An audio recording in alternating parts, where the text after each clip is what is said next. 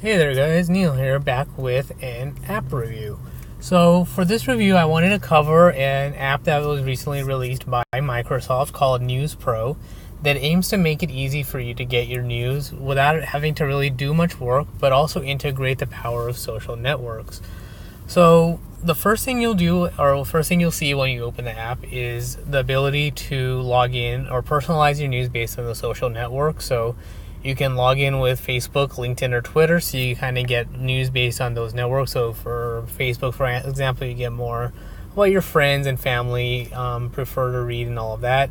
LinkedIn, you'll get generally more professional, tailored news. Twitter depends on who you follow and what your network is like there, or by email. So it will require authenticating via those individual networks before you get started. So in this case, I'll start by selecting Facebook. And when you sign in, you'll get a general page of the latest news in general categories. So for example, the election news here.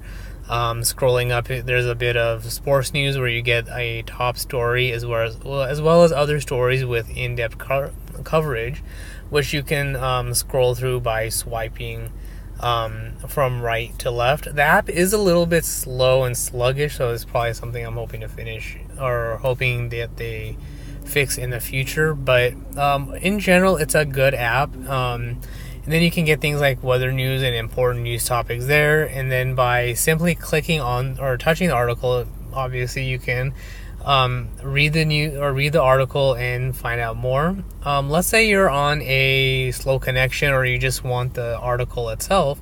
You'll see a little thing like you saw called Speed View, or that if by touching the lightning bolt, it'll load the page with as much of the page stripped out as possible. So the scrolling becomes better, and you can easily read the article that way as well.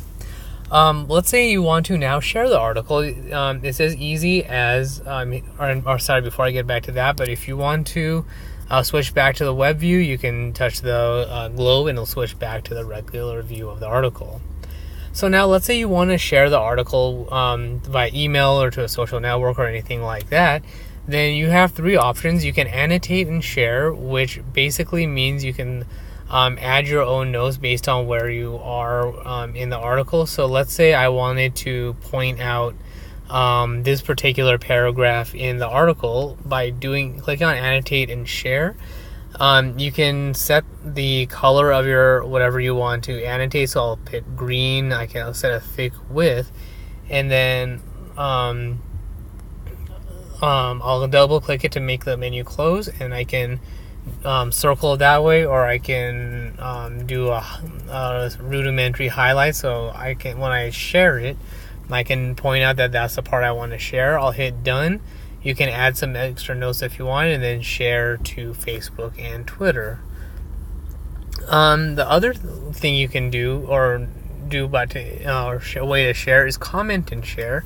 So if you want to add your own notes, but not necessarily do any annotations or anything like that, it's kind of a simplified version of the annotate and share, and then you can have it automatically shared to Facebook and Twitter.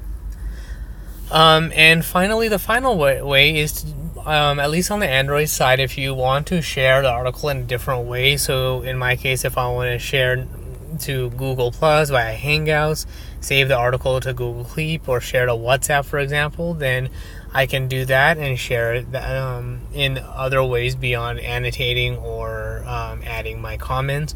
Or if you just want to post the article and not do anything, then this is probably the most direct way of sharing the article. So that's the bulk of the app itself. Now let's say there's a particular category you don't really want to see, or you got news but it's not really of a particular interest. You'll see these three dots at the bottom of select articles, and you can do see more like this, see less like this, or mute this site. So if there's a site that you don't really want to see news from, or you don't find it particularly useful, or maybe you don't trust it, or it's not a site you particularly want to use, then you can mute it, or kind of like or dislike articles, so you can personalize the news for you that way as well. And it's used sources from all over the place. So for example, here for this in-depth coverage, there's NBC, The Guardian, Washington Post, Fox, CNN, There's After.net, The Christian, Rolling Stone, The Atlantic, and Bloomberg. It's articles from all over the web in various categories, so you're not tied down to any one particular site, and you can read, and you get basically news from anywhere that there's news, and you can tailor it and further narrow it down based on articles and sites that you like. And from here, there are a few settings that you can adjust as well. So if you want to get an email digest of the news, you can toggle that on and off based on your email. So you can get that's tied to your device. So you can get so if you don't really want to go into the app, or you want to get regular email updates for the news, you can do that. You can set your email here if you want it to go somewhere else, or if you want to set a specific email that you want the digest to go. If you want to keep track of sites that you've muted, then you can click on that and you'll see a list here. I haven't muted any sites, so I'm not going to get that. And let's say you want to switch from Facebook to LinkedIn or to Twitter or to email, you can easily sign out just like that and select LinkedIn or Twitter, and it'll ask you to authenticate if you haven't done it already. And same thing with Twitter, and you can sign in there as well. So that's really all there is for the app itself. It's pretty straightforward to use. Once you sign in, you can basically sign in and forget it, and you're good to go, and then tailor it however you want. If you want to even do that to begin with. If you don't want to tailor it, then that is also up to you. It doesn't really require much input from you once you've signed in. So that's all there is for that. So if you have any questions, comments, concerns, anything like that, then you can email me at headphonesneil@yahoo.com, or find me on Twitter at PatelN01, and you can DM me there as well. This screencast review and all other reviews can be found on YouTube at youtube.com/PatelN01.